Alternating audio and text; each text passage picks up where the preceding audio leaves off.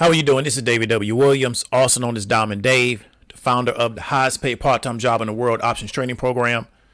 And what we're really quickly going to talk about is why your job has a hard stop on your income. And this is going to be a really good video for people that have been conditioned to believe that their success, their financial success, is going to come from working a 9-to-5 job, or maybe even being somebody's salaried in management, or people that have been in these situations and can't figure it out. How come even after I work 70, 80 hours a week, I take time away from my family, I do whatever these people ask me to do, the benefit that I'm getting from the situation is not equivalent to the work that I put in. I'm gonna kind of get you to understand the structure of this so you can understand that, and I'm gonna give you some solutions to it. When you're looking at a job, right? And let me take myself, for example. So I used to work as a phlebotomist in healthcare. And one thing I found out is when I got that job in healthcare was that once you got the position, there was a certain amount of money that you were going to be allowed to make right on the top end. So they would give you the job at a certain dollar per hour. And then from there would be a cap of how much money you can make per hour in that position. And it didn't matter how long you stayed there. It didn't matter how well you performed. Your income was going to cap out at a certain level. And one of the things that particular facility did is that once you had been there a long time and you started making a lot of money in a position, they will look to start trying to get you out of the door because you was making too much money. You have built up too many benefits. They wanted you out. And also because they were trying to do something else that we may talk about later called recycling the money. And that's something that jobs do. They recycle the money on the job by getting rid of a person that's at a high pay per hour. They've built up a lot, and they recycle them with another person. So that's what I experienced working in healthcare. So I was made to understand that, okay, we got you in here. This is how much money that we're going to pay you. But I knew what my ceiling was. So I knew no matter how well I performed, the faster I got to that particular number, well, then that means that I was at the ceiling. So either I had to go back to school, re-educate myself, but I could never make more money at this particular position. And the challenge is that when you're getting raises, they're going to spoon feed you on the raise. Why? Because they don't want you to get to that wall too fast, because then you don't have really an incentive to do any more work. So then all they can do now to motivate you is to get you to tell you, make you feel like if you don't do what they ask you to do, they're going to fire you. But they can't make you believe that it's more money. This is how jobs work. So let's say you're working at company ABC. You have, let's say, 20 people working there with 4 managers. The HR department has already decided, and the accounting department, based on that particular office or that branch or even that desk or that floor, how much revenue they're bringing in is a lot of times going to determine, right, how their payroll or the amount of money that can be allocated to payroll for that particular branch or office or desk or floor. You understand what I'm trying to tell you? And a lot of times this number comes from corporate, it comes from headquarters, and they may say, well, you know what we will pay, right, yearly, right, for this particular floor, and sometimes it's in a smaller increment than that, is this amount of money. So I've worked places where they said, you know what, because sales were down, the word would come down from payroll that they got to cut hours. They got to cut payroll hours. Why? Because the payroll hours have to be in proportion to the revenue coming into the particular business. So once sales go down, we got to cut payroll immediately. So they got something in their computer now to where they know that, you know what, we didn't hit sales. They literally can track sales almost day to day now. A lot of these businesses, we didn't hit sales yesterday. We didn't hit sales last week. So now we got to start cutting payroll, because what we got to do is try to figure out how can we deal with the fact that our monthly is going to be off, and we also can't have a high payroll amount with our monthly being off. So they immediately start trying to figure out how to balance out the payroll in comparison to the monthly revenue, because we understand that most businesses, your greatest expense normally, not all businesses, but in most businesses, your greatest expense is going to be your payroll, how much you're paying people, because people expect to be paid. If they're getting paid per hour, they expect to get paid every 2 weeks or every week. And then however you pay your salary people is how you pay them. Then you got your bonuses and things that you got to bring in also, but a lot of times the bonuses are based on performance. So then you know that the money's already been driven in for you to not have to pay out the bonus. But the people that you're paying every 2 weeks or every weekly, they expect to get paid even if the particular job or that particular business is not performing that well. So this is how it's set up. So when you go into a particular business, the amount of money, right, that particular branch or office or store, right, or floor or desk that they can pay the employees has already been established. And the fact that they hired you meant that you fit underneath that particular window, right? And so then now you come in, and it really doesn't matter how hard you work. The amount of money that they can pay to that situation has already been determined. And therefore, if you work in a particular place where the thing that you do in that business does not drive revenue, it can be very difficult to get these people to pay you, because essentially your job is an expense. It's not a revenue driver. And a lot of people work jobs in positions and they don't realize what they do doesn't really drive in revenue. What they really do is an expense to the job. It may help move things down the line, but they're not really a revenue driver. I was telling a woman the other day, I was talking to her, I said, most businesses, everybody can leave and go on 2-week vacation except for marketing and sales. And the business will still run. Why? Because if you got systems in place, you just need people to market the business, even though a lot of times that is systematized, and you just need people to drive sales.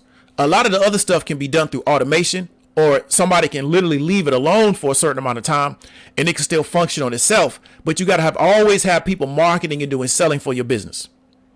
So those are some of the areas that really drive in the real revenue for the business.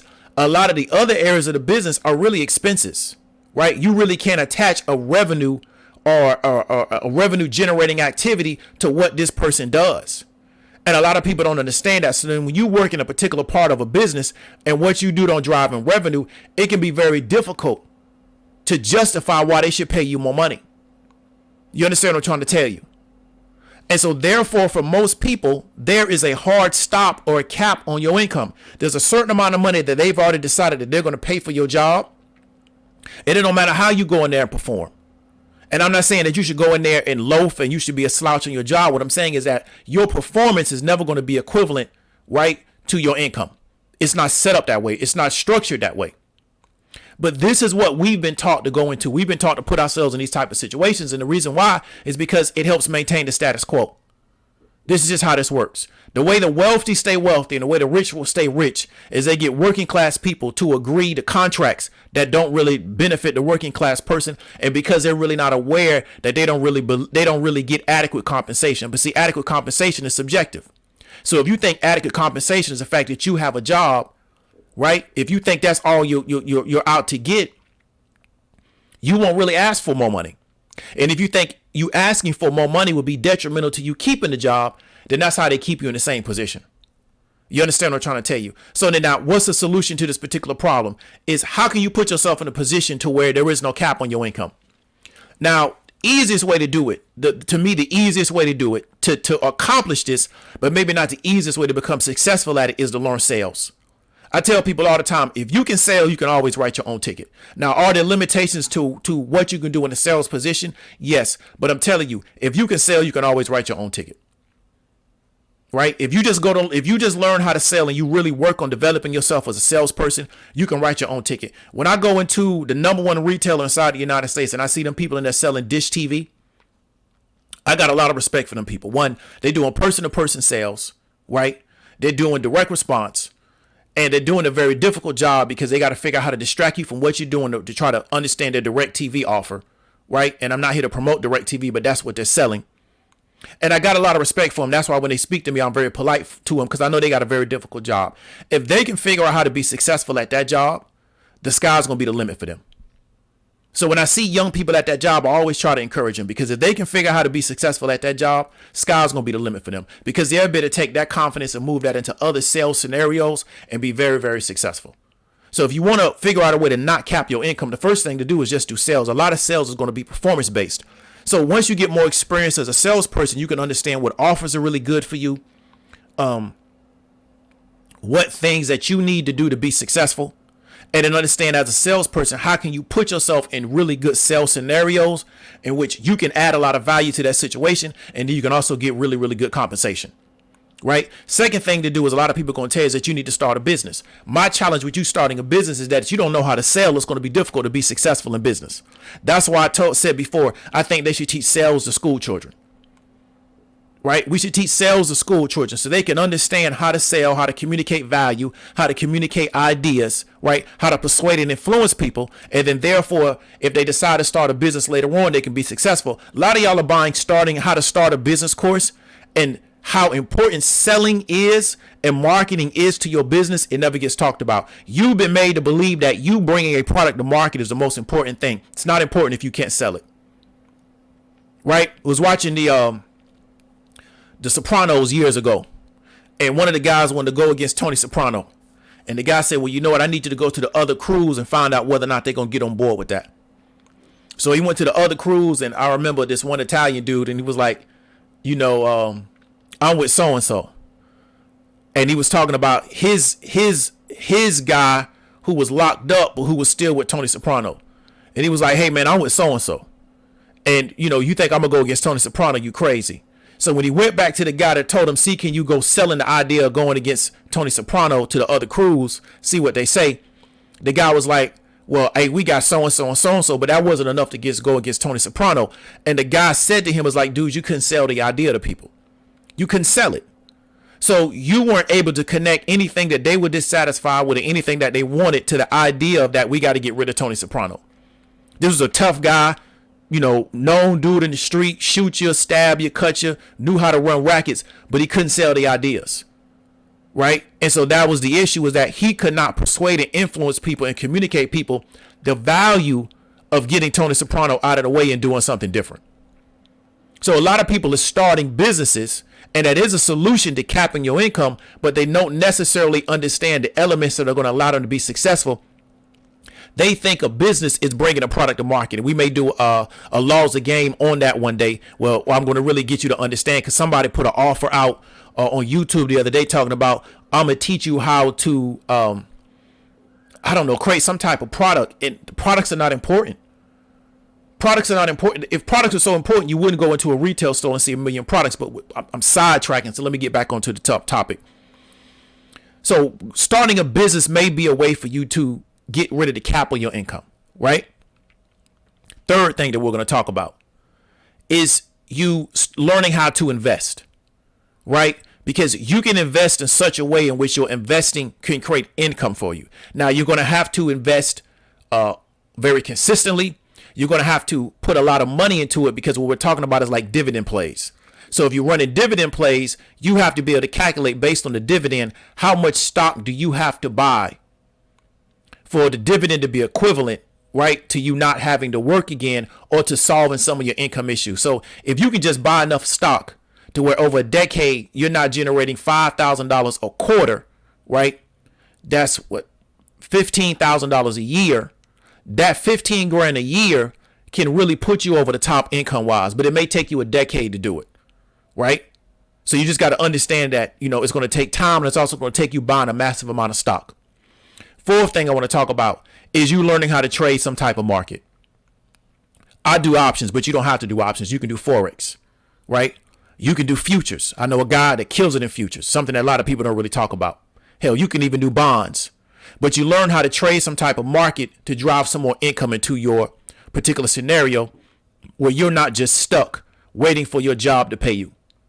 So the four things is going to be, you learn how to sell, right? And I think if you never do anything else in your life, you should take some type of sales course and take it seriously and try to figure out how to get good at it, because it can always help you. Second thing is you can start a business, which means that you're going to have to learn how to sell. So you might as well just start with learning how to sell. Third thing, you can learn how to invest in dividend stocks. So stocks are going to pay you enough of a dividend, but you understand it's going to take time, and you got to buy enough stock to where the dividend payment is going to even mean something, right? Fourth thing is you can learn how to trade some type of market, right? I teach the options, but you can also learn Forex, right? You can also learn crypto. I got a brother in Philly that does the crypto trading. You also can do futures. You can also do bonds. You can also do stocks. You can day trade. But there's multiple ways in which you can try to figure out how to get the cap off of your income, because this system is designed to say, you know what, you're going to make a certain amount of money. We're going to put you inside this box, and then you're going to figure out how to live inside this box until we come and we crush the box on you. And then every few years they come and they crush the box. And then everybody scatters and tries to figure out what new box can they put themselves into that maybe I can go 20 years and the box don't get crushed. And then what happens is they crush the box again, and then everybody scatters and figures out, well, what box can I go to? For a lot of you, COVID should have been a confirmation that you lived a very, very tentative lifestyle because of how easy it was for everything that you worked for to get taken from you, right? And so the question you want to ask yourself now is, as you're rebuilding, what things can you put in place to where somebody just can't come in and take all your income from you? Because me and Mecca Marba and Roz and some of the other people in the highest paid part-time job in the world, stock market sharks, when the market was falling because of COVID, we was killing the market. Because what we realize is that they're going to come in and save the market if there's even a nuclear war. Because after 6 days of the market falling, they came in with help. So once they saw the market started to sell off, they came in with initiatives to make sure that they supported the market, because they're not going to let the market fall inside the United States. So this is one of the few places that they decided that we don't care what's going on in the normal economy. We're not going to allow this to go down, while other parts of the economy literally was allowed to just get hung out on the line to dry. And so should you embed yourself right back into those same situations because you believe that the government is going to come in with support when you already understand what these people have decided is going to always get first line protection? And what we saw was that commercial real estate didn't get first line protection. We saw that healthcare didn't get first line protection. We saw that residential real estate didn't get first line protection. We saw that the theme parks and the amusement parks and the airlines and the restaurants and bars, they getting first line protection. What got first line protection in this particular society was the market. They made sure that the market was going to still function. That was the most important thing to them. Then after they got the market stable, they went and worried about these other areas. So then the question is, what area do you want to be in? Right? Now, there are no guarantees in life. But if you study what happened during COVID, the first thing they did was they decided that we're going to make this market stable. And then once we got the market stable, then we worried about the other things that we're going to do.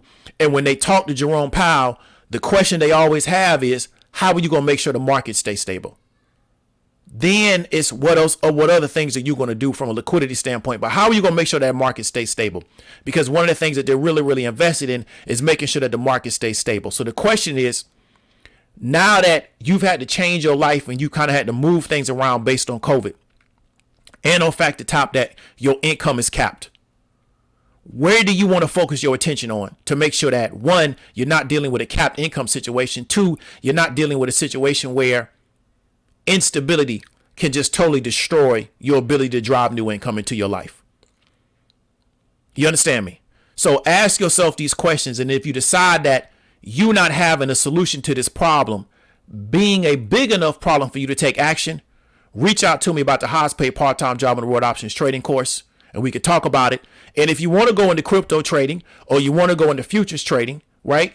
Or if you want to go into day trading, also, I can point you in the direction of people that do that, and I don't even get paid off of it because I'm not on it like that, and I'm not down on anybody that get their affiliate because I'm linked up to affiliates, and I'm very happy to have affiliate relationships with people. But I'm just going to point you in the direction of the people so you can get the help that you need, because everybody's not built to trade options. You might find out that the futures market is really where you need to be, or you might want to get into the crypto game. And so I can point you in the direction of those people. But ask yourself, do you want to continue to exist in an environment where at the beginning of the year, you know just how much money you're going to make that year? And that's if everything goes the way you think it's going to go. If we get another shutdown because of COVID, all of your ability to generate income is probably going to get diminished, right? If your job decides that that's the best thing for that job. If you're in the markets are not going to shut down. So you still the next day can wake up and continue to figure out how to drive some more income and drive some more revenue into your situation. So hopefully you got value from this particular commentary. This is David W. Williams, also known as Diamond Dave. Subscribe, like, let somebody know about it if you think that they would get value from it. Talk to you later.